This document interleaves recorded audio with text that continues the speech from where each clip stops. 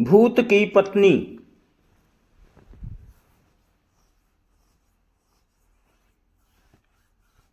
भूत की पत्नी।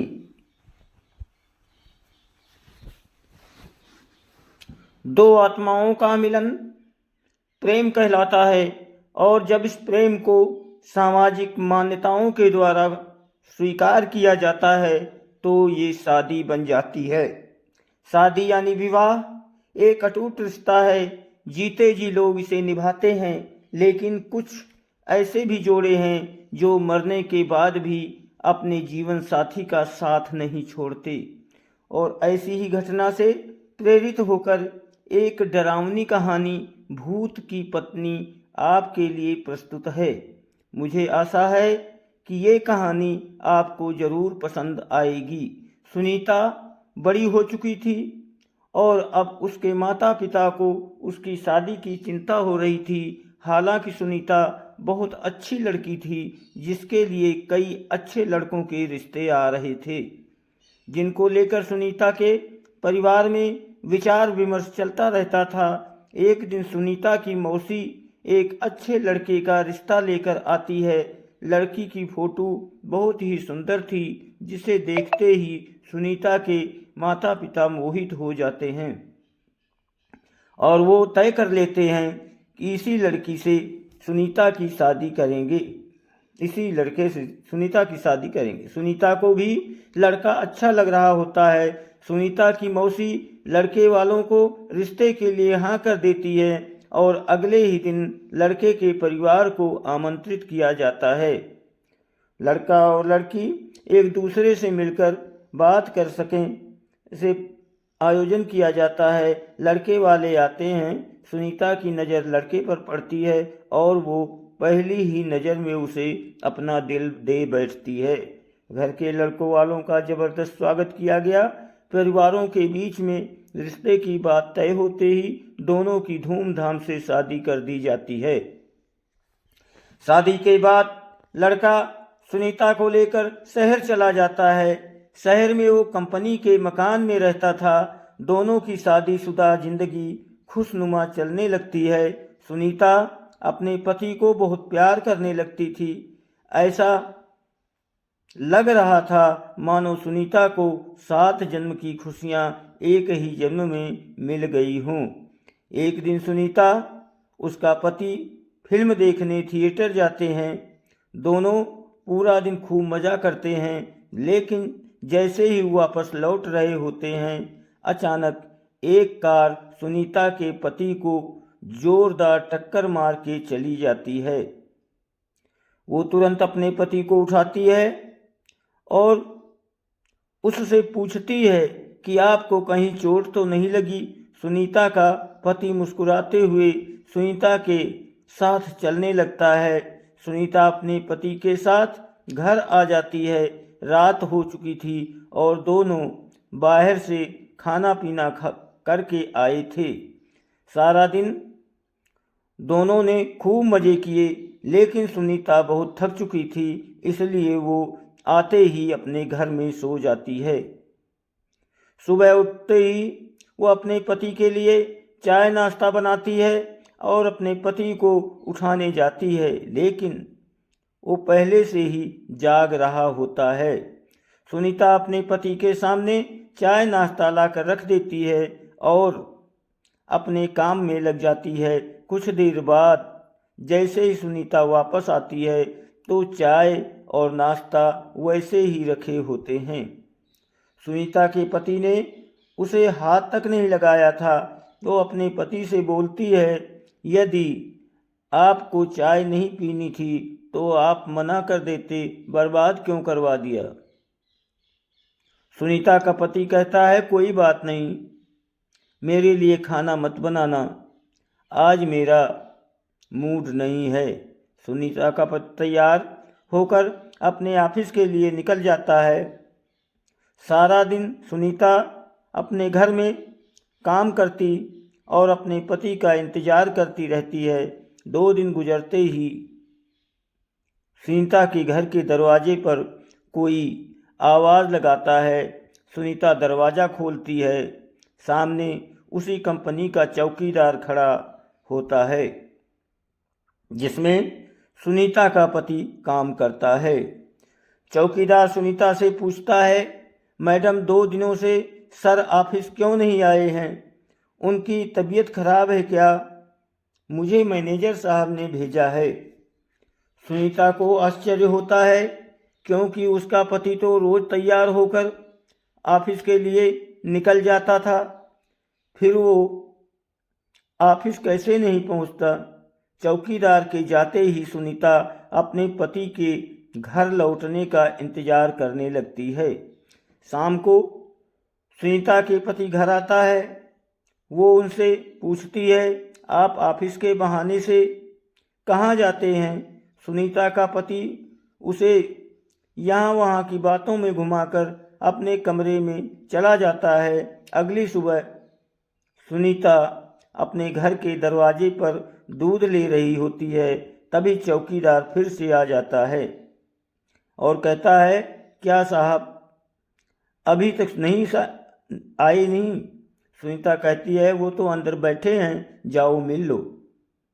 चौकीदार घर के अंदर पहुंच जाता है। वो चारों तरफ देखता है, उसे कुछ नजर नहीं आता।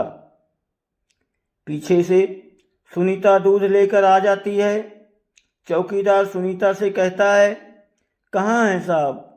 सुनीता कहती है, अंधे हो गए हो क्या? तुम्हारे सामने ही तो बैठे हैं। लेकिन चौकीदार को सुनीता पागल लग रही थी क्योंकि सामने कोई नहीं बैठा था। दरअसल उस रात जो कार एक्सीडेंट हुआ था उसमें सुनीता के पति की जान जा चुकी थी। चौकीदार सुनीता से दोबारा कहता है, मैडम वहाँ कोई नहीं बैठा है। लेकिन सुनीता चौकीदार को चिल्लाते हुए अपने पति को जाकर पकड़ लेती है और कहती है, ये देखो इतना बड़ा इंसान तुम्हें नजर नहीं आ रहा? सुनीता के साथ कोई दिखाई नहीं दे रहा था। चौकीदार वापस लौट जाता है और कंपनी में जाकर सारी बात कह देता है। जब कई दिनों तक सुनीता का पति काम पर नहीं आता तो कंपनी की तरफ से दिया हुआ कमरा खाली करने के लिए नोटिस भेजा जाता है। सुनीता नोटिस पढ़ते ही चिंतित हो जाती है और अपने पति से कहती है, आप कंपनी में काम कर रहे हैं, फिर क्यों हमें इस घर से निकलना होगा? सुनीता का पति भूत बन चुका था, लेकिन सुनीता उसे साधारण समझ रही थी। उसी शहर में एक पुराना घर था जो कई सालों से बंद पड़ा था और वहाँ कई भूतिया आत्माएं रहती थी। सुनीता का पति उसे उसी घर में चलने को कहता है। सुनीता अपने पति की बातों में आ जाती है और उसके साथ जाकर वहीं रहने लगती है। सुनीता ने इंसानों से रिश्ता खत्म कर दिया था और अपने पति के साथ भूतिया दुनिया में ही जीना सीख गई थी। दरअसल सुनीता अपने पति की बातों से पूरी तरह संतुष्ट हो चुकी थी। सुनीता को इस भूतिया घर में ही धीरे धीरे डर का एहसास होने लगता है। वो अपने पति के अंदर बदलाव देख रही है, लेकिन वो अपने पति के प्यार में इतनी दीवानी थी कि उसे एहसास तक नहीं होता भूत की पत्नी बन चुकी थी। सुनीता के सास ससुर शहर आते हैं। सुनीता अपने पति से कहती है, मम्मी पापा का फ़ोन आया था, वो 2 घंटे में स्टेशन पहुंच जाएंगे, उन्हें जाकर ले आओ। सुनीता का पति उससे बाहर जाने का बहाना कर देता है और उसी को स्टेशन जाने को कहता है।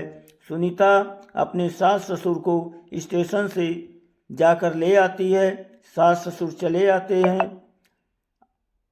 आते ही अपने बेटे यानी सुनीता के पति के बारे में पूछते हैं। सुनीता कहती है, वो अभी किसी काम से बाहर गए हैं, कुछ देर में आ जाएंगे।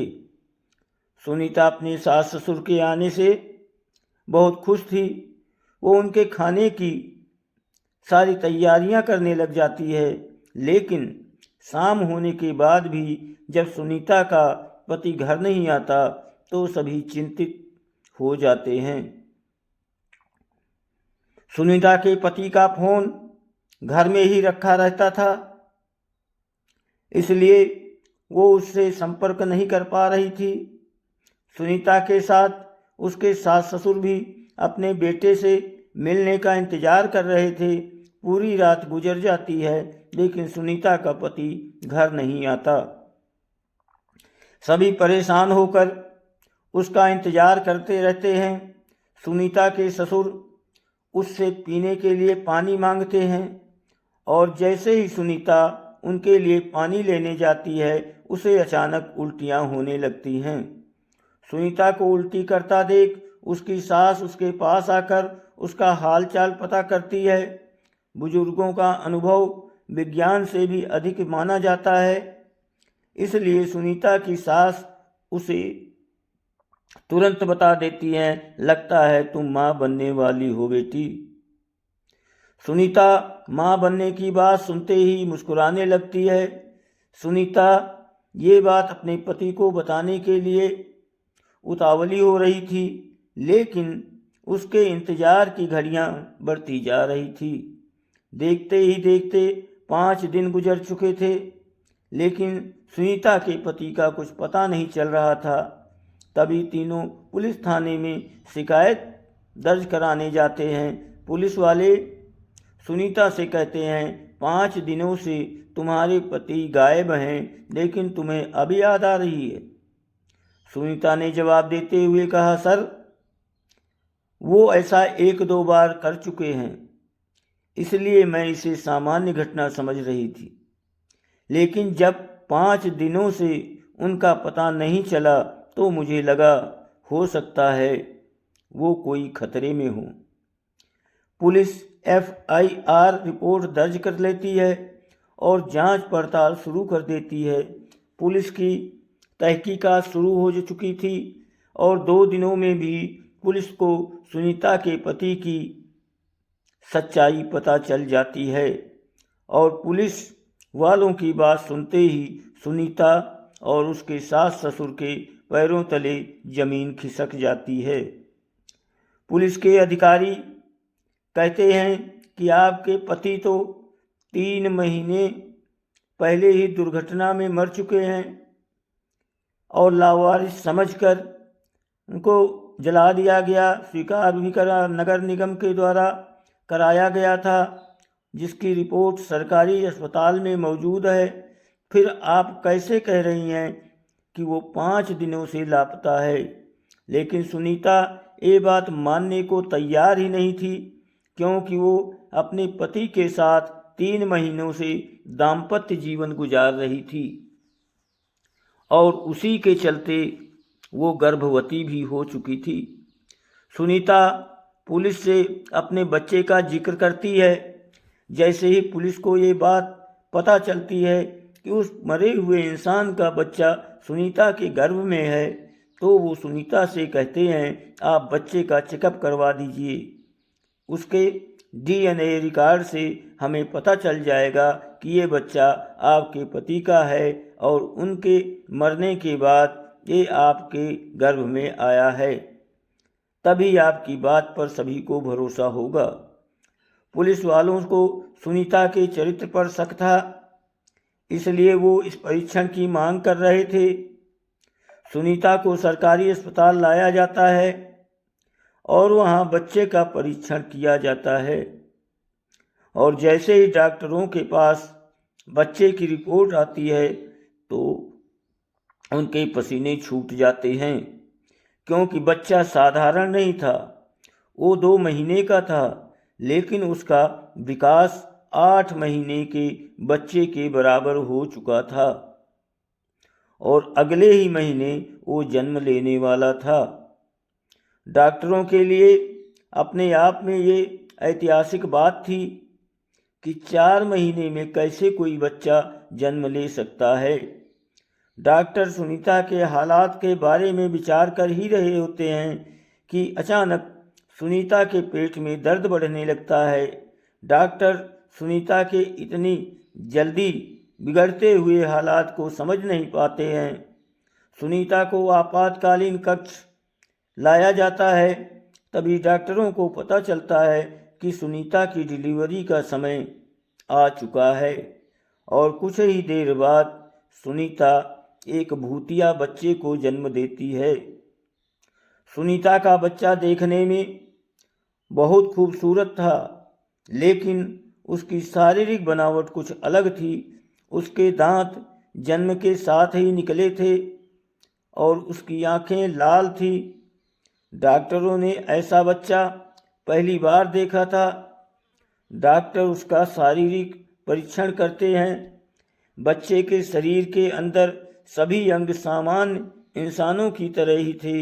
इस बच्चे के बारे में प्रमाण मिलते ही पुलिस को यकीन हो जाता है कि सुनीता सही कह रही थी। ये बच्चा उसी के पति का है। पुलिस ने अपने जीवन में ये पहला केस था जहां कोई भूत पिता बना था। सुनीता को अपने पति की मौत की खबर पर यकीन नहीं था, लेकिन सभी के कहने पर उसने ये मान लिया था कि उसका पति अब इस दुनिया में नहीं है। इसलिए वो अपने बच्चे और सास ससुर के साथ अपने गांव वापस लौट आती है और अपने भूतिया बच्चे के साथ अपने पति की याद में जीवन बिताने लगती है।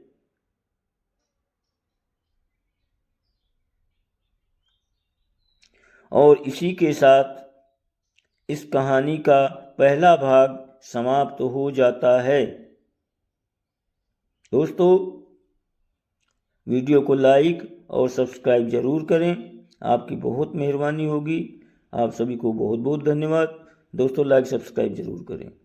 धन्यवाद।